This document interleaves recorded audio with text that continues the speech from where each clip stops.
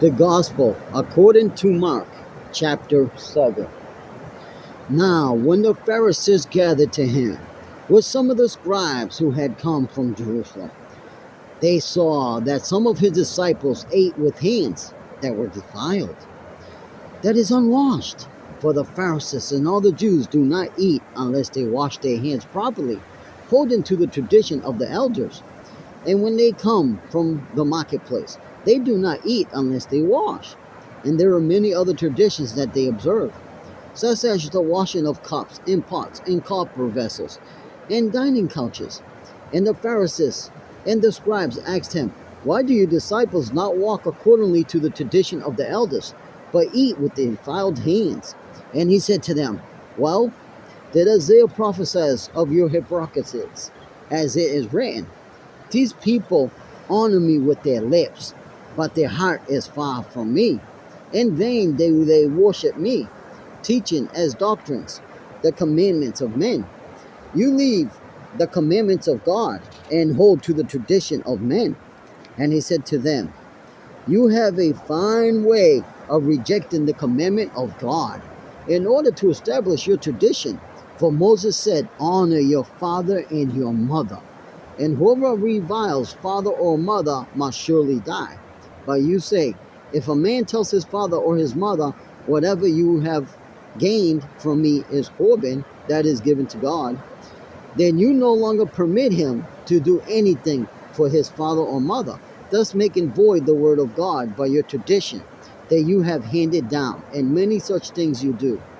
And he called the people to him and said to them, "Hear me, all of you, and understand. There is nothing outside a person that by going into him can defile him, but the things that come out of a person are what defile him." And when he had entered the house and left the people, his disciples asked him about the parable. And he said to them, "Then are you also without understanding?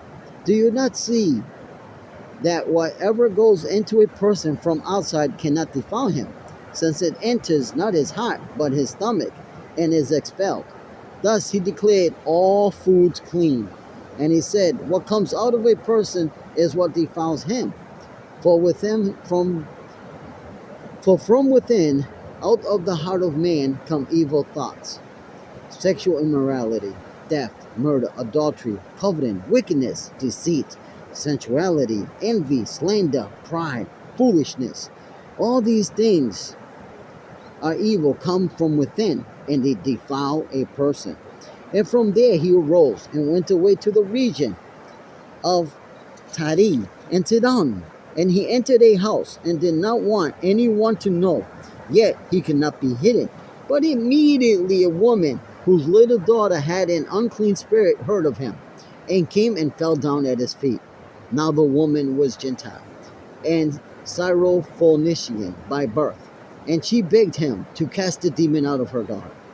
And he said to her, "Let the children be fed first, for it is not right to take the children's bread and throw it to the dogs."